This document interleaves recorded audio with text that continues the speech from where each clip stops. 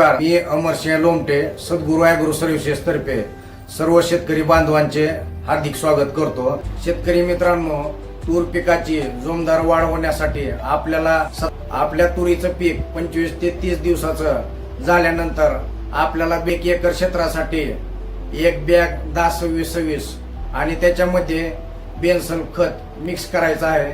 हा खत बेडवर टाकून घ्यायचा आहे।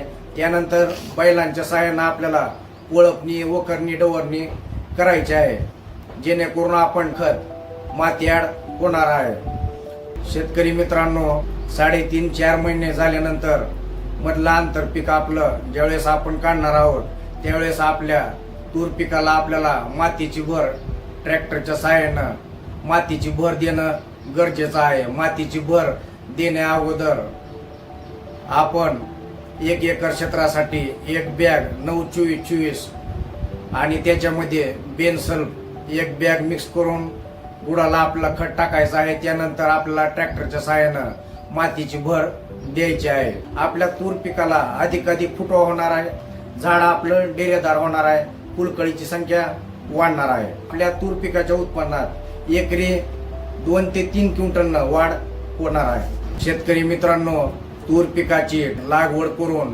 विक्रमी उत्पादन घेण्यासाठी आजच सद्गुरू ॲग्रो सर्व्हिसेस डोके यांच्याशी संपर्क साधावा। व्हिडिओ आवडला असेल तर व्हिडिओला लाईक करा, चॅनलला सबस्क्राईब करा। लवकरच भेटूया पुढच्या व्हिडिओ सोबत। धन्यवाद।